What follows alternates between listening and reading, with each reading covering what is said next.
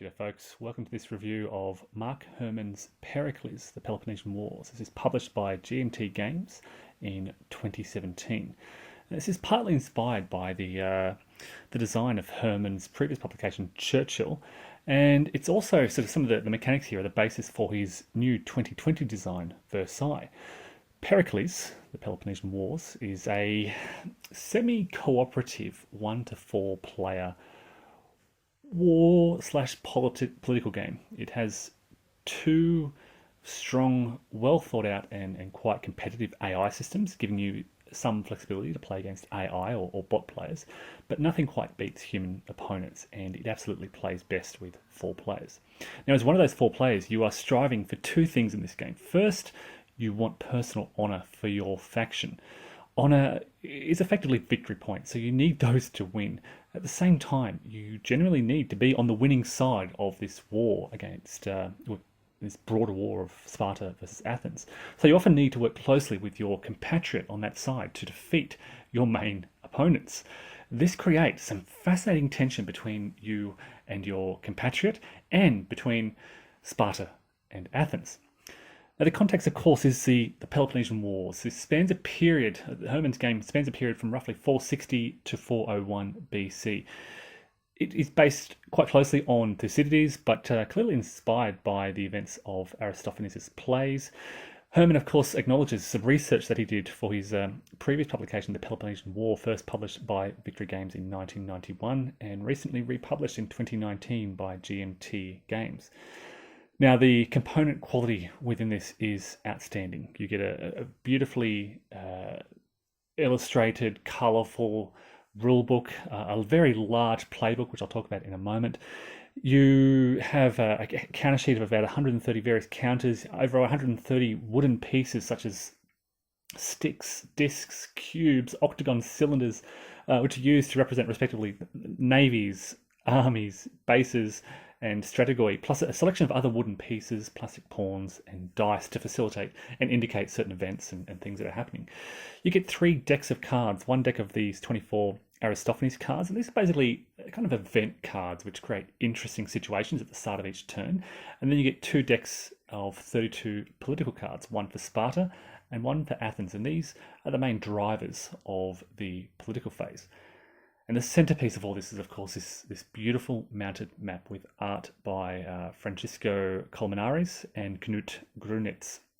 Now, let's focus on the map first. And you'll see there are 2 main sections of the map. And if you're familiar with Churchill, you'll recognize these immediately. These reflect the 2 main phases of gameplay. On the left, you have the political sort of phase of the game and the political board divided between Athens and Sparta. And then within those sides, they're divided into their 2 factions. The right side of the board represents the various theatres over which the conflict is fought. There are 20 theatres throughout this board. And again, this is kind of an abstraction of the focus of the fighting and activities throughout this era. This is basically where you'll be moving your forces, your armies, navies, bases, and placing your issues. Now, let's talk about gameplay. Gameplay consists of various segments and phases that are all interrelated, but through this, again, you are striving for honor. The game begins by drawing one of these Aristophanes cards from the deck, and these have various effects. Sometimes they will place certain issues on the sort of faction tracks to be debated, or they'll demand certain theatre-based objectives be met by both sides. Then both sides, each faction in fact draws political cards, a hand of political cards, up to 9 cards usually. And of these, they typically set aside a reserve, what's called a brains trust of 3 cards that can, in certain circumstances, be drawn on for extra strength to kind of boost your political efforts. You then proceed to the bull segment, where both sides select from a vast pool of issues. They select the issues that they want to raise for debate. Now, issues can either have an immediate effect when they're won at the end of this phase. They can either have an immediate effect, such as war and peace, games, citizenship, or they can have an effect later on in the theatre phase, such as through military or diplomatic actions. So you're carefully considering what issues you think may be important to you, and of course what issues you want to win. And often this is you're aligning these issues with what you have in your hand, or sometimes with a broader strategy that you may have for the theatre. Then, during the assembly phase, this is a slightly bigger phase, both sides will conduct 6 debates. In each debate, both players on that side, so both Spartan factions and both Athenian factions, separately from each other, will draw a card from their hand, simultaneously reveal this, and compare their strengths. So the Athenians might be debating a military issue. So both of these Athenian factions will draw a card hoping to improve their strength and win that issue. A player of those two factions, with the highest strength, moves the issue towards their side of the faction track a number of spaces equal to the difference in the strengths between the two cards played. And throughout this phase, you're effectively debating against your compatriot, the other faction on your side, to try and gain issues and personal honour for yourself. At the end of this phase, you gain that what's called oration honour, basically victory points. A controlling faction is determined, players collect their strategos, which you will also gain from playing these cards. The non-theatre issues are resolved at this stage, and again, these are things like games, war and peace, and so forth, and then players collect the theatre issues that they won to place in the subsequent theatre phase. Once that's all done, you move to this theatre phase where, in honour order, players place the theatre issues they won on those theatre spaces. Once played, players then resolve these one at a time and again in honour order. Now, planning and timing is critical in this phase, in this segment really, as you need to you may need to build an army first before moving that army to attack a neighbouring space. But complicating this and making this so fascinating is the fact that these issues stack within a space. They are all placed face down, and most importantly, they follow the last in, first out order of a queue. So that basically the issue that is on top will be the first one that has the potential to be resolved. If, for example, the other side controls the top issue in a stack, they can just leave that issue there and resolve all the other available issues around the board before they resolve that one. If you have some important issues in that stack but below your opponent's issue, you can't get to it until they reveal that top issue. Now, generally during this theatre phase, you're doing your best to advance your side's position in the war. You'll be building bases, navies, armies of both your city-state and its allies. You'll engage in diplomacy and treachery to try to swing enemy allied city-states over to your side. And perhaps most significantly, you'll engage in battles with your opponents to try to destroy their armies and, perhaps most importantly in this, claim honour for yourself.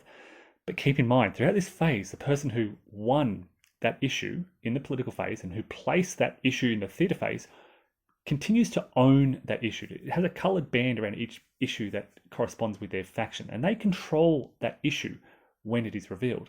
So you may reveal one of your compatriots' issues and they get to determine what happens with that issue. So on your turn to reveal, you reveal an issue, you may find your compatriot pulls off this amazing move that gains them a heap of honour, and you might get a little bit on the side. There's a sense, of course, that military actions are the core of the theatre phase. After all, that's what all those armies, navies, and bases are for. But don't forget the importance of strategy and treachery markers. Battles will either be land-based or naval-based, determined by the border of the area they're fought in. In these brown-bordered spaces, land battles are fought first. In blue-bordered spaces, naval battles are fought first.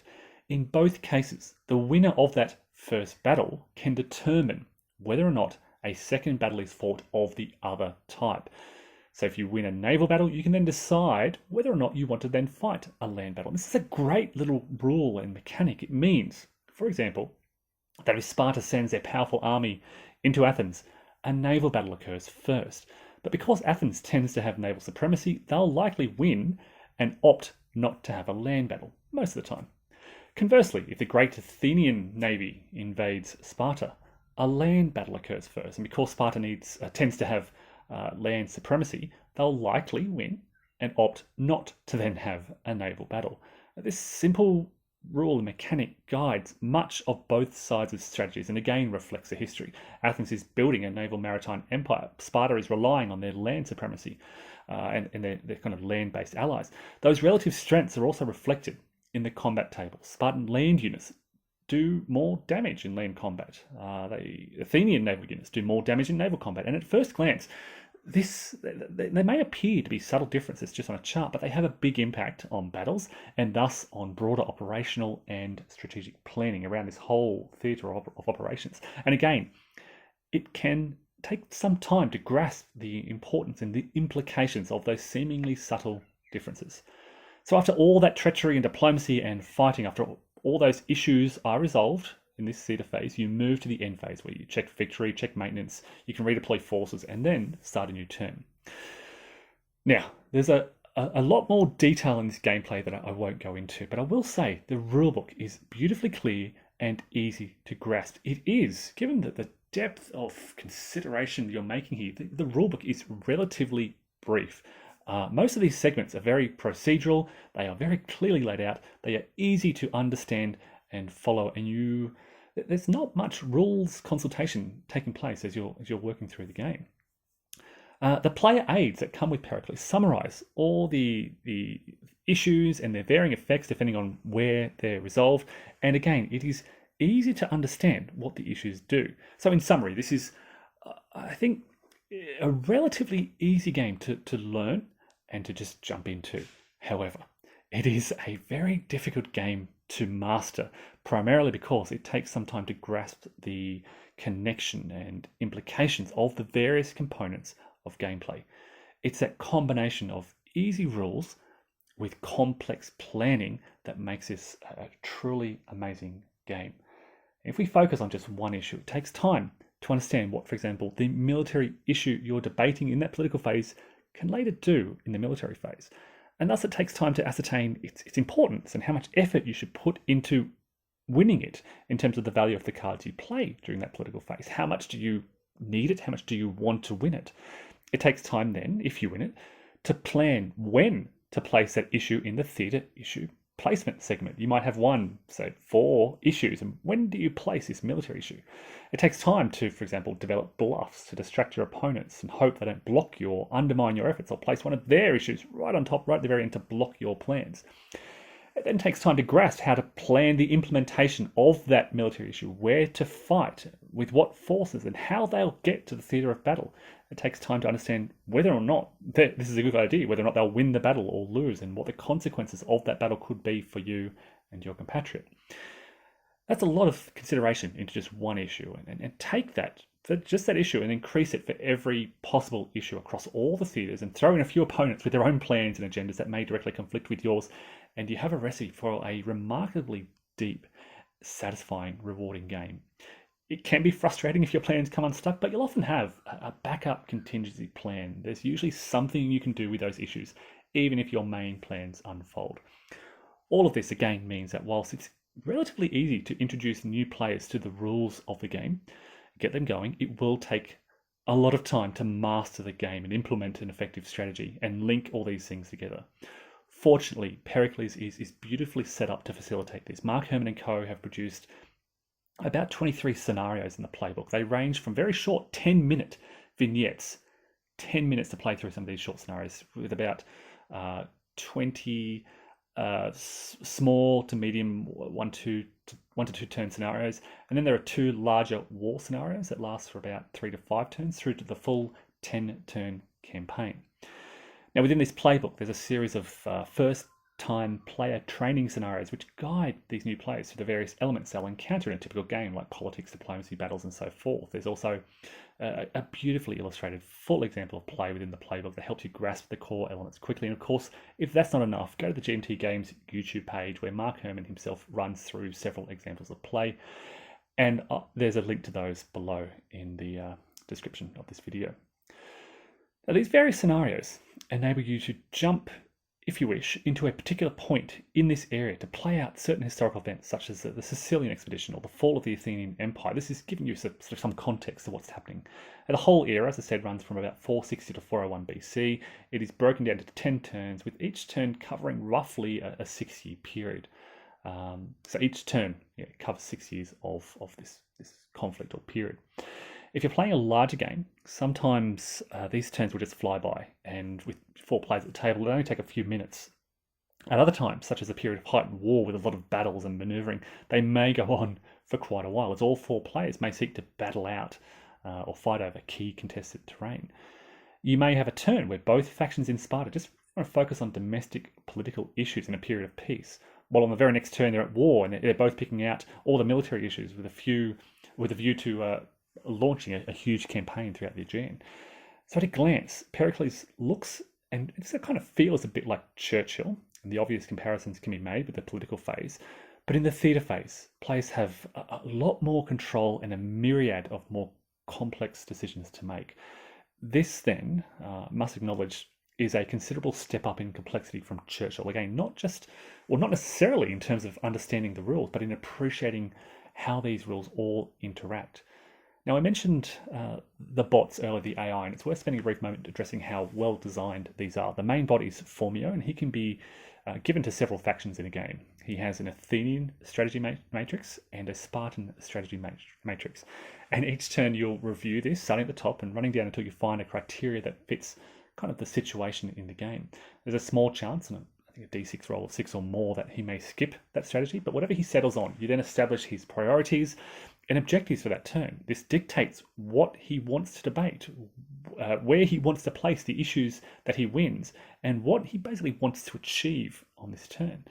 Now, when you're originally learning this game, you may find that watching Formio and what the bot does is a great kind of strategy guide for how to get things done. It's remarkably well designed for an AI, and it's easy to figure out what the AI does in most circumstances. Now, the other AI is called Brasidas, and this is effectively an abbreviated variant that skips much of the political and assembly phase and just focuses more on the theatre phase. Now, I'll also note, it's not within the playbook, but I've also played with the two-player non-bot variant over several scenarios, and this is available on the Board Game Geek forums for the game. And this is a great way to teach new players the fundamentals of the game without having to worry about the bot. So you can run through those learning scenarios using this two-player non-bot variant. And again, I'll link to that in the description below. So Pericles is certainly playable with less than 4 players, but it ultimately, of course, plays best with 4. We have 4 different factions vying for honor, power, and control of the Aegean and its surrounds.